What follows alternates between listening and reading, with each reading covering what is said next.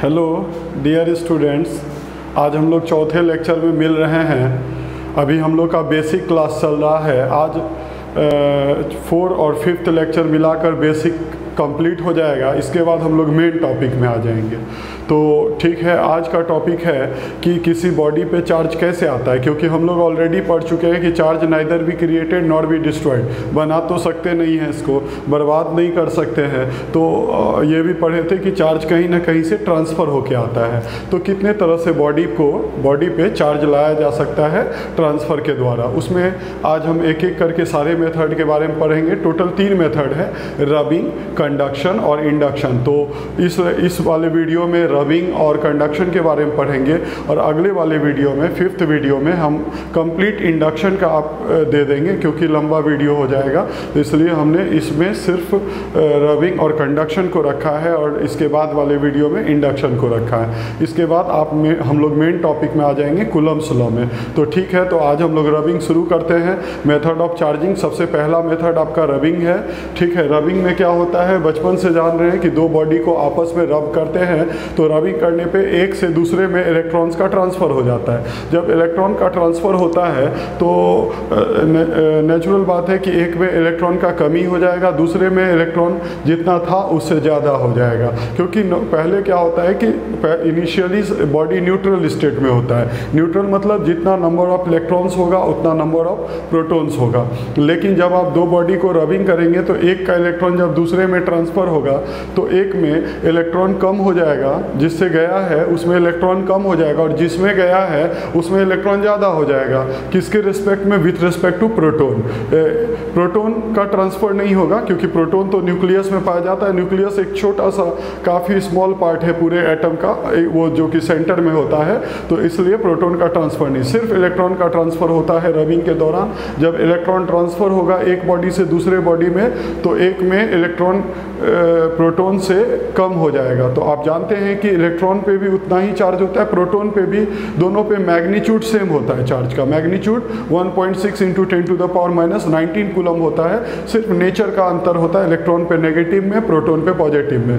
तो अगर किसी में इलेक्ट्रॉन ज़्यादा हो गया तो ऑब्वियस बात है कि इलेक्ट्रॉन ज़्यादा है, प्रोटॉन कम है, तो इफेक्टिवली नेट उस बॉडी पे नेगेटिव चार्ज हो जाएगा। और अगर किसी बॉडी में इलेक्ट्रॉन कम हो गया तो इलेक्ट्रॉन कम है, प्रोटॉन ज़्यादा है, तो इफेक्टिवली वो बॉडी कौन सा चार्ज हो जाएगा? Positive charge. तो ठीक है, तो कभी भी रबिंग के दौरान इलेक्ट्रॉन का ट्रांसफ़र होगा तो जिस बॉडी से ट्रांसफ़र होगा उसमें डिफिशियंसी होता है इलेक्ट्रॉन का, जिसके चलते उस बॉडी में पॉजिटिवली चार्ज, इफेक्टिवली प्रोटॉन ज़्यादा होता है इलेक्ट्रॉन से, तो वो पॉजिटिवली चार्ज हो जाएगा।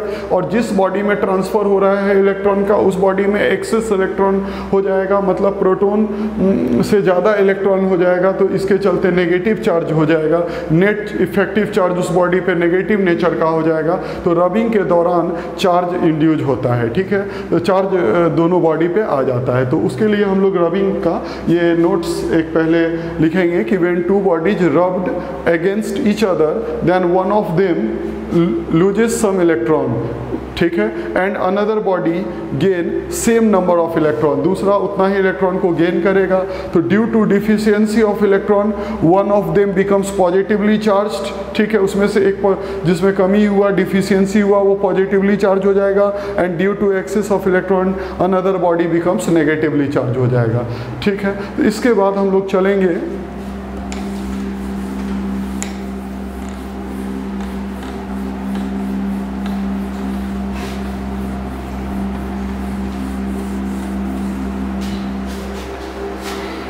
इसके बाद हम लोग चलेंगे, जैसे मान लीजिए कि ये 2 बॉडी है। इनिशियली ये बिफोर रबिंग का बात कर रहे हैं, ये भी न्यूट्रल था, इस पे भी 0 चार्ज है और इस पे भी 0 चार्ज है। अब मान लेते हैं कि दोनों को रबिंग कर दिए, तो आफ्टर रबिंग क्या होगा? आफ्टर रबिंग एक बॉडी से दूसरे बॉडी में कुछ इलेक्ट्रॉन का ट्रांसफ़र हो जाएगा। सपोज n इलेक्ट्रॉन्स का ट्रांसफ़र हो गया है। रबिंग करने के दौरान नेट n इलेक्ट्रॉन का ट्रांसफ़र हो गया। तो n इलेक्ट्रॉन का अगर ट्रांसफ़र हुआ है तो इस बॉडी में क्या हो जाएगा? इस इलेक्ट्रॉन दिया है, ठीक है, तो इस बॉडी में हो जाएगा डिफिशियंसी। डिफिशियंसी मतलब कमी, डिफिशियंसी ऑफ इलेक्ट्रॉन्स हो जाएगा। और इस बॉडी में क्या होगा? इस बॉडी में हो जाएगा एक्सेस, मतलब जितना था उससे ज़्यादा इलेक्ट्रॉन्स हो जाएगा, तो एक्सेस ऑफ इलेक्ट्रॉन्स दूसरे बॉडी में हो जाएगा, जिसके चलते जिसमें एक्सेस हुआ है उसमें माइनस क्यू चार्ज होगा और जिसमें डिफिशियंसी हुआ है उसमें प्लस क्यू चार्ज होगा। और हम लोग ऑलरेडी पढ़ चुके हैं कि अगर n इलेक्ट्रॉन ट्रांसफ़र हो रहा है एक बॉडी से दूसरे बॉडी में, वहाँ q इक्वल टू हम लोग n ही लेते हैं, charge q equal to n e के बराबर आता है। दैट मीन्स हम ये भी बोल सकते हैं कि यहाँ का चार्ज प्लस एन ई के बराबर है, और ये भी बोल सकते हैं यहाँ का चार्ज माइनस एन ई के बराबर है। यानी बहुत इंपॉर्टेंट बात सामने निकल के आ रहा है कि अगर आप दो बॉडी को रब करते हैं, दोनों पे सेम मैग्नीट्यूड ऑफ चार्ज होता है, इस पे भी q, इस पे भी q, या इस पे भी एन ई, इस पे भी एन ई, लेकिन नेचर उल्टा होता है, एक पे प्लस दूसरे पे माइनस। तो याद रखेंगे कि during rubbing, after rubbing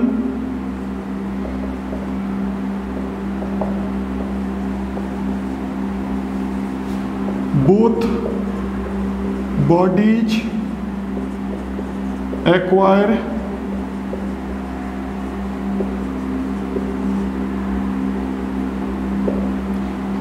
same magnitude of charges but opposite in nature. यानी कि सेम मैग्नीट्यूड सेम होगा लेकिन नेचर अपोजिट होगा। ठीक है, ये दो इंपॉर्टेंट बात सामने निकल के आ रहा है कि बॉडी को जब रब करेंगे तो दोनों पे सेम मैग्नीट्यूड ऑफ चार्ज होगा, सिर्फ नेचर उल्टा होगा। और चार्ज कितने के बराबर होगा? एन ई के बराबर होगा। वेयर एन क्या है? नेट नंबर ऑफ इलेक्ट्रॉन जो ट्रांसफ़र हुआ है एक बॉडी से दूसरे बॉडी में। सपोज मान लीजिए कि कभी कभी ऐसा भी होता है, जैसे सपोज दो बॉडी है, इससे इसमें चला आया 8 इलेक्ट्रॉन, रबिंग के दौरान इससे इसमें चला आया 1 इलेक्ट्रॉन, और इससे इसमें चला गया 3 इलेक्ट्रॉन्स ट्रांसफ़र होने के दौरान। हो सकता है दोनों लूज किया, एक में एक ज़्यादा लूज किया, 8 इलेक्ट्रॉन लूज किया, दूसरा 3 इलेक्ट्रॉन लूज किया, तो इफेक्टिवली कितना लूज किया? तो इफेक्टिवली 8 में से आप 3 को माइनस करेंगे 5 आएगा। इसका मतलब है कि ये बॉडी इस बॉडी को इफेक्टिवली 5 इलेक्ट्रॉन्स दिया है, ये बॉडी इस बॉडी को इफेक्टिवली 5 इलेक्ट्रॉन दिया है। दैट मीन्स कि इस पे आ जाएगा +5e और इस पे आ जाएगा -5e चार्ज। बस आपको q equal to n e लगाना है, दोनों पे चार्ज आ जाएगा। ठीक है, तो इस तरह से रबिंग कंप्लीट होता है। और एक बात, हमेशा कंजर्वेशन ऑफ चार्ज फॉलो होगा। शुरू में दोनों पे आप देखेंगे 0 चार्ज था तो 0 + 0 0 होता है, उसके बाद +q -q। अभी भी इस सिस्टम का बात करें तो नेट चार्ज क्या है? 0। यानी हर वक्त कंजर्वेशन ऑफ चार्ज आपका फॉलो होगा। भले दोनों इंडिविजुअल बॉडी पे चार्ज आ गया है, लेकिन जब सिस्टम का बात होगा तो पहले भी सिस्टम पे 0 + 0 0 चार्ज था, अब भी सिस्टम पे +ne -ne दोनों ऐड होके 0 चार्ज के इक्वल होगा। तो इस तरह से हमारा रबिंग फिनिश हो गया। अब हम नेक्स्ट जा रहे हैं दूसरे की तरफ, कंडक्शन।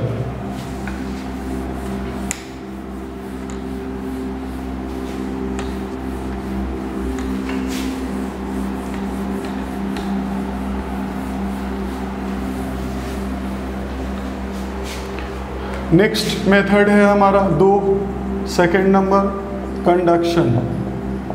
कंडक्शन में क्या होता है? नाम से ही क्लियर है, आपको कंडक्ट कराना है। कंडक्ट कराने के लिए आप क्या करेंगे? सपोज ये चार्ज बॉडी है और ये दूसरा अनचार्ज बॉडी है, ये चार्ज बॉडी, ये अनचार्ज बॉडी, बस इसको टच कराइए, इसका कुछ चार्ज इसमें डायरेक्ट ट्रांसफ़र हो जाएगा। फिजिकल कांटेक्ट कराना है, डायरेक्ट इसका चार्ज इसमें ट्रांसफ़र हो जाएगा। इस फेनोमेना को हम लोग कंडक्शन कहते हैं। तो कंडक्शन में कभी भी दो बॉडी को आपस में टच कराना होता है, चार्ज बॉडी का कुछ अमाउंट में चार्ज अनचार्ज बॉडी में ट्रांसफ़र हो जाता है, इसी फेनोमेनन को हम लोग कंडक्शन कहते हैं। बहुत ही सिंपल फेनोमेनन है। When charged body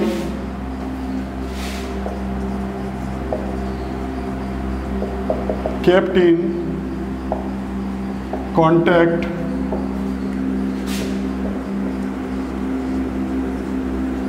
with uncharged body, then same nature of charge transfer होता है फ्रॉम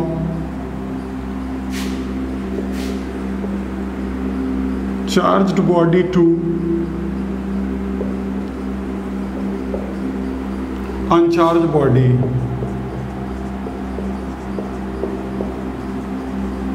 दिस फेनोमेनन, इसी फेनोमेनन को इज कॉल्ड कंडक्शन कहेंगे। बहुत सिंपल सा डेफिनेशन है कि बस चार्ज बॉडी को अनचार्ज बॉडी के साथ कांटेक्ट में लाएंगे, कांटेक्ट में लाने के बाद कुछ अमाउंट में सेम नेचर का चार्ज दूसरे बॉडी में ट्रांसफ़र हो जाएगा।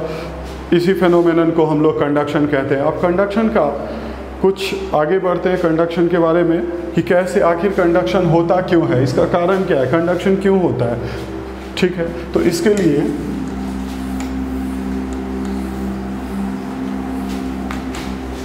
सपोज मान लीजिए कि ये एक बॉडी है, न्यूट्रल है, और दूसरा ये चार्ज बॉडी है। ठीक है, ये एक चार्ज बॉडी है और ये एक न्यूट्रल बॉडी है। कंडक्शन कराना है तो टच कराएंगे, एक्चुअल फिजिकल कांटेक्ट होगा। तो जैसे हम इसमें इसको लाकर टच कराते हैं, जैसे हम इसमें इसको लाकर टच कराते हैं तो क्या होता है। देखिए, दुनिया में एक बेसिक रूल है, कोई भी न्यूट्रल रहना चाहता है। आप देखते हैं नेचर में कोई भी सब्सटेंस न्यूट्रल स्टेट में होता है, कोई भी एटम न्यूट्रल होता है। इसका मतलब है कि जनरल बिहेवियर है कि कोई भी न्यूट्रल रहना चाहता है। ठीक है, तो उसी तरह अगर किसी बॉडी पे चार्ज आ गया है तो वो अपने चार्ज को हटाना चाहता है। तो अब चार्ज को हटाएगा कैसे। सपोज ये पॉजिटिवली चार्ज रॉड था। ठीक है, पॉजिटिव चार्ज क्यों आया है, किसी न किसी को ये अपना इलेक्ट्रॉन दिया होगा जिसके चलते इसके ऊपर पॉजिटिव चार्ज आया है। जब ये इसके संपर्क में आएगा, डायरेक्ट फिजिकल कांटेक्ट में आएगा, तो वो जो दिया हुआ इलेक्ट्रॉन है ये चाहेगा कि हमको वापस मिल जाए, तो वो खींचना चाहेगा, सामने वाले से इलेक्ट्रॉन खींचना चाहेगा। तो ये चूँकि पॉजिटिव है तो वो यहाँ के इलेक्ट्रॉन को खींचेगा। ऐसे भी आप जानते हैं अनलाइक चार्ज एक दूसरे को अट्रैक्ट करता है, तो ये पॉजिटिव नेचर होने के चलते यहाँ इसके आसपास जो इलेक्ट्रॉन्स है उसको अपनी तरफ पुल करेगा। प्लस है, इलेक्ट्रॉन पे नेगेटिव चार्ज होता है, उसको पुल करेगा। तो पुल करने के चलते कुछ इलेक्ट्रॉन यहाँ से ट्रांसफ़र हो जाएगा, कुछ इलेक्ट्रॉन्स ट्रांसफ़र हो जाएगा, और कुछ इलेक्ट्रॉन्स ट्रांसफ़र होने के चलते ये बॉडी भी नेगेटिव चार्ज एक्वायर कर लेगा। मतलब जिस बॉडी के साथ आप कांटेक्ट में लाए हैं वो बॉडी भी कुछ अमाउंट में नेगेटिव चार्ज एक्वायर कर लेगा। ठीक है, तो सॉरी पॉजिटिव चार्ज एक्वायर कर लेगा। ठीक है, इलेक्ट्रॉन वो भी तो ये इलेक्ट्रॉन ये ले रहा है ना इससे, तो इसमें भी कमी हो जाएगा इलेक्ट्रॉन का। तो ये कौन सा चार्ज इंड्यूस कर लेगा, पॉजिटिव चार्ज इंड्यूस कर लेगा। ठीक है, तो देखिए सपोज अगर मान लीजिए इस पे था 10 कूलम चार्ज और इस पे था 0 कूलम चार्ज। शुरू में ये बॉडी क्या था, न्यूट्रल था, ये बॉडी न्यूट्रल था। लेकिन जैसे हम फिजिकल कॉन्टैक्ट में लाए हैं तो इसी का कुछ चार्ज इसमें ट्रांसफ़र हुआ है। अगर इसमें मान लेते हैं कि कितना कूलम चार्ज बच गया, 8 कूलम, सपोज इस पे 8 कूलम बच गया तो इस पे आ जाएगा +2 कूलम। मतलब ओवरऑल कहने का मतलब है पहले सिस्टम पे कितना चार्ज था, 10 + 0 10 कूलम था। अब भी कितना चार्ज है, 8 कूलम + 2 कूलम 10 कूलम। तो इंडिविजुअल बॉडी पे चार्ज चेंज हुआ है, लेकिन जब हम सिस्टम का बात बोलेंगे तो पहले भी 10 + 0 10 ही है, अभी भी 8 + 2 10 ही है। यानी कि चार्ज कंजर्वेशन को ये हमेशा फॉलो करता है। ठीक है, हर प्रिंसिपल चार्ज कंजर्वेशन को फॉलो करता है। इसी तरह अगर सपोज मान लीजिए कि आप किसी नेगेटिवली चार्ज रॉड को किसी बॉडी के साथ, न्यूट्रल बॉडी के साथ टच कराएंगे, ये रहा नेगेटिवली चार्ज बॉडी, और इसको आप इसके साथ टच कराएंगे तो क्या होगा। तो फिर वही बात है कि ये रॉड अपने चार्ज को ख़त्म करना चाहेगा। ठीक है, तो वो क्या करेगा, नेगेटिव चार्ज बॉडी है, इस पे एक्सेस इलेक्ट्रॉन है।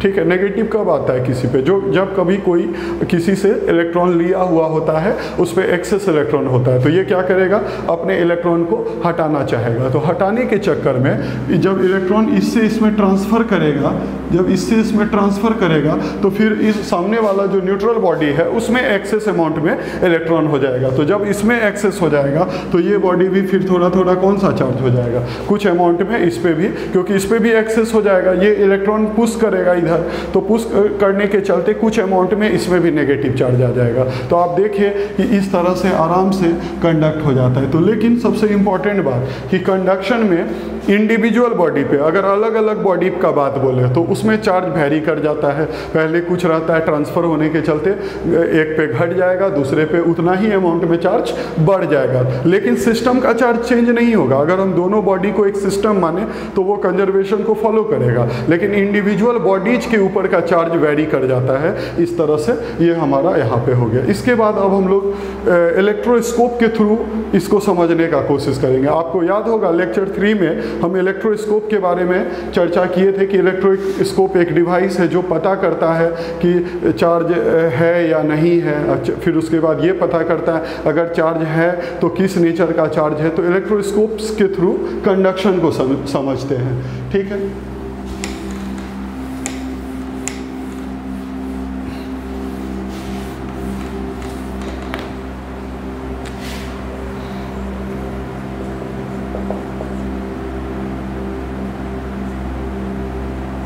Conduction through electroscope। इलेक्ट्रोस्कोप आपको याद होगा, इलेक्ट्रोस्कोप हम लोग लास्ट क्लास पढ़े हैं। ये रहा इलेक्ट्रोस्कोप। इसमें 2 लीफ होता है, L1 होता है और L2 होता है। बीच से एक रॉड निकला रहता है, इसको नोब बोलते हैं, ठीक है। और ये एक इलेक्ट्रोस्कोप है जिस पे अभी कोई चार्ज नहीं, न्यूट्रल है, इस पे अभी कोई चार्ज नहीं है, क्योंकि देखिए इसका दोनों लीफ L1 और L2 नेचुरल स्टेट में किसी तरह का कोई डाइवर्जेंस नहीं है, वर्टिकली नीचे के तरफ है। दैट मीन्स कि इसमें किसी तरह का रिपल्सन नहीं है, क्योंकि कोई चार्ज ही नहीं है। अब आप क्या करेंगे, सपोज मान लीजिए कोई भी पॉजिटिवली चार्ज रॉड को ले लीजिए। पॉजिटिव ये रहा, ये हमारा पॉजिटिवली चार्ज रॉड है। तो positively charge rod glass rod है, ग्लास पॉजिटिवली चार्ज रॉड है, और इसको ले जाकर इलेक्ट्रोस्कोप में टच कराएंगे। टच कराने पे देखा गया कि ये लीफ और ये लीफ, दोनों लीफ एक दूसरे से डाइवर्ज हो गया, दोनों लीफ एक दूसरे को डाइवर्ज कर दिया। डाइवर्ज करने का कारण क्या है, जरूर इसके ऊपर चार्ज आ गया होगा। L1 और L2 पे चार्ज कहाँ से आया चार्ज, तो जब हम लोग ग्लास रॉड को नोब के साथ टच करवाए हैं तो कंडक्शन के थ्रू यहाँ पे कंडक्शन हो रहा है, प्लस चार्ज ट्रांसफ़र हो गया नोब में के अंदर से एक मेटल रॉड होता है, ठीक है। मेटल रॉड के थ्रू वो आ गया L1 पे, वो आ गया L1 पे, और वो आ गया L2 पे, ठीक है। ये देखिए ये रहा पॉजिटिव चार्ज, पहले इस पे आया होगा, ठीक है, इस पे आया, इसके थ्रू ट्रांसफ़र होके इस पे आया, और जब इस पे आया तो दोनों एक दूसरे को डाइवर्ज कर दिया। तो देख रहे हैं यहाँ कंडक्शन आपको क्लियर पता चल रहा है। रॉड को अभी तक कुछ नहीं टच था, न्यूट्रल था इलेक्ट्रोस्कोप, तो लीफ में कोई रिपल्सन नहीं हो रहा था। लेकिन जैसे हम किसी तरह का फोर्स L1 L2 नहीं लगा रहा था, लेकिन जैसे हम ग्लास रॉड को टच करवाए, चार्ज इससे पहले नोब में आया, नोब के थ्रू वो रॉड के थ्रू L1 L2 पे आया, और L1 L2 एक दूसरे को रिपेल कर दिया, रिपेल करके डाइवर्ज कर दिया। अब हम क्या करते हैं, इस सिस्टम को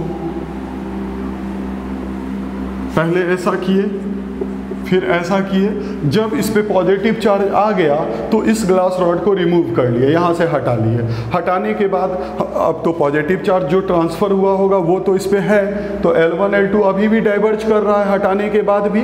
अब उसको हम अर्थ से जोड़ देंगे, रॉड को यहाँ से रिमूव कर दिए, हटा लिए, नहीं है। अब इसको रॉड से ये अर्थिंग कर देंगे, अर्थिंग। तो अर्थिंग करने पे क्या होगा, अर्थिंग करने पे वापस L1 और L2 इसी स्टेज में आ जाएगा, L1 और L2 फिर से वर्टिकल हो जाएगा। इसका क्या कारण है, जब आप किसी चीज़ को अर्थ से जोड़ते हैं, यहाँ पे नोब को जब अर्थ से आप जोड़े हैं तो उस केस में क्या हुआ, अर्थ, आप ध्यान रखेंगे कि अर्थ एक बहुत बड़ा समुद्र है, किस चार्ज का, नेगेटिव चार्ज का। समझिए कि अर्थ पूरा बहुत बड़ा समुद्र है नेगेटिव चार्ज का, और जब आप इसको इसके साथ जोड़ते हैं, इस नोब के साथ, तो नोब पे कौन सा चार्ज था, पॉजिटिव। पूरा इलेक्ट्रोस्कोप पे कौन सा चार्ज था, पॉजिटिव चार्ज था। जब आप अर्थ से उसको जोड़ेंगे तो इस पे पॉजिटिव है और अर्थ में नेगेटिव है। तो हमेशा याद रखिएगा पॉजिटिव है यहाँ पे, पहले से पॉजिटिव था तो वो हाई पोटेंशियल हो गया, जब पॉजिटिव चार्ज तो हाई पोटेंशियल, और अर्थ में नेगेटिव चार्ज है तो उसके रिस्पेक्ट में ये लो पोटेंशियल था। तो यानी कि ये हमारा हाई पोटेंशियल था और अर्थ ये लो पोटेंशियल था। तो फ्यूचर में आप पढ़ेंगे कि कभी भी high potential low potential and को जब जोड़ते हैं तो नेगेटिव चार्ज का फ्लो लो से हाई के तरफ होता है, नेगेटिव चार्ज का फ्लो लो से हाई के तरफ होता है। तो यहाँ से नेगेटिव चार्ज निकलेगा, वो जाकर ऐसे जाएगा और इस तरह से ट्रांसफ़र होगा और यहाँ आने के बाद वो सारे पॉजिटिव को न्यूट्रलाइज कर देगा, क्योंकि इस पे पॉजिटिव चार्ज था, इस ग्लास के थ्रू पॉजिटिव चार्ज आया था, ग्लास रॉड को रिमूव कर दिए, रिमूव करके अर्थ तो उस पे पॉजिटिव चार्ज तो रह गया था, ठीक है, था पॉजिटिव, अर्थिंग कर दिए, अर्थ से जोड़ दिए। तो अर्थ बहुत बड़ा सोर्स है नेगेटिव चार्ज का, तुरंत वो नेगेटिव चार्ज सप्लाई करेगा और इसको न्यूट्रलाइज कर देगा, इसके सारे पॉजिटिव को न्यूट्रल। तो हम देखेंगे धीरे धीरे L1 L2 का जो डाइवर्जेंस एंगल है वो घटते जाएगा और फिर से ये नेचुरल स्टेट में आ जाएगा। तो ये सारा प्रोसेस कंडक्शन का ही है। देखिए पहला बार न्यूट्रल था, फिर कंडक्शन ग्लास रॉड के थ्रू करवाए, उसके बाद ग्लास रॉड को हटा लिए, उसके बाद कंडक्शन अर्थ के थ्रू करवाए। यानी कभी भी कंडक्शन कराना हो तो एक चार्ज के सोर्स को अनचार्ज बॉडी के साथ या कोई भी दो बॉडी को आपस में जोड़ दीजिए, अपने आप चार्ज का ट्रांसफ़र शुरू हो जाएगा। तो यहाँ पे क्लियर आप देख रहे हैं कि चार्ज का ट्रांसफ़र हो रहा है। अब इसके बाद क्या होगा,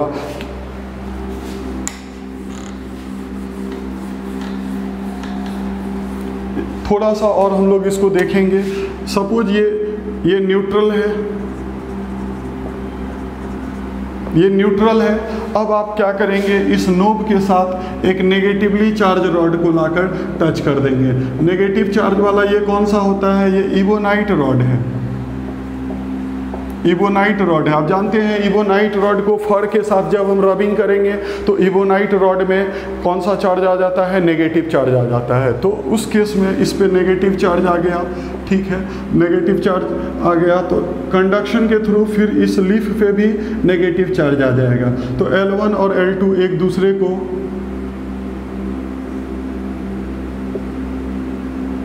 L2 एक दूसरे को रिपेल करना स्टार्ट कर दिया, L1 और L2 फिर रिपेल कर रहा है। क्यों, L1 L2 पे कौन सा चार्ज आ गया, नेगेटिव चार्ज आ गया। कहाँ से आया है, इबोनाइट रॉड के थ्रू कंडक्शन के प्रोसेस से आया है। अब आप एक काम करते हैं कि इसको हटा लेते हैं, इसको हटा लेते हैं और इसमें ले जाकर एक पॉजिटिव चार्ज रॉड को जोड़ देते हैं। तो आप पॉजिटिव चार्ज रॉड अगर जोड़ेंगे तो क्या होगा, तो हम देखेंगे कि धीरे धीरे इस नोब के ऊपर नेगेटिव चार्ज का अमाउंट कम होने लगेगा। क्यों, जब आप प्लस से इसको जोड़ेंगे तो ये प्लस ट्रांसफ़र करने लगेगा, तो पॉजिटिव नेगेटिव मिल करके न्यूट्रलाइज होने लगेगा, जिससे कि L1 और L2 पे भी नेगेटिव चार्ज का अमाउंट धीरे धीरे कम होने लगेगा, जिसके चलते ये जो डाइवर्जिंग एंगल है वो डिक्रीज होना स्टार्ट हो जाएगा।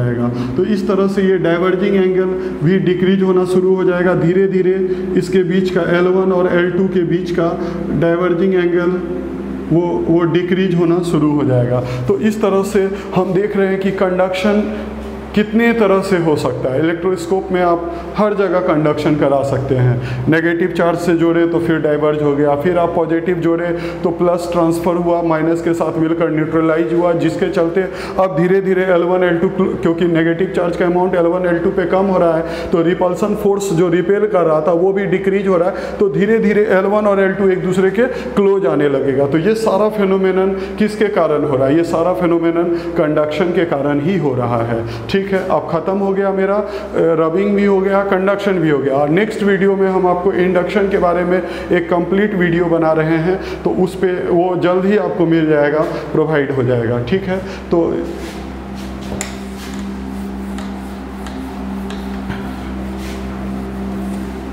कुछ इम्पॉर्टेंट बात को आप याद रखेंगे, जैसे रबिंग में ये याद रखेंगे कि जब ग्लास रॉड और सिल्क को आपस में रब किया जाता है तो ग्लास से इलेक्ट्रॉन सिल्क में जाता है, ग्लास से इलेक्ट्रॉन का ट्रांसफ़र सिल्क में होता है, जिसके चलते ग्लास पे पॉजिटिव चार्ज आता है, सिल्क पे नेगेटिव। अगर इबोनाइट का रॉड है, इबोनाइट का रॉड है और उसको फर के साथ आप रबिंग करते हैं तो उससे फर से ट्रांसफ़र इलेक्ट्रॉन का इसमें होता है इबोनाइट में, तो इसमें नेगेटिव आ जाएगा और इसमें पॉजिटिव आ जाएगा। और अगर मान लीजिए सपोज एक नायलॉन है, एक मटेरियल होता है नायलॉन और ये है टेफलॉन, तो उस कंडीशन में नायलॉन और टेफलॉन को जब आप रबिंग करेंगे तो नायलॉन से टेफलॉन में इलेक्ट्रॉन का फिर ट्रांसफ़र हो जाएगा। तो उस कंडीशन में नायलॉन दे रहा है तो उस पर प्लस आ जाएगा, टेफलॉन ले रहा है तो उस पर माइनस आ जाएगा। तो कुछ आप ध्यान में रखेंगे, ये सब बेसिक नॉलेज का चीज़ है। बाकी आज का वीडियो यहीं ख़त्म हो रहा है, अब आपको इंडक्शन का प्रोवाइड कराएंगे, ठीक है।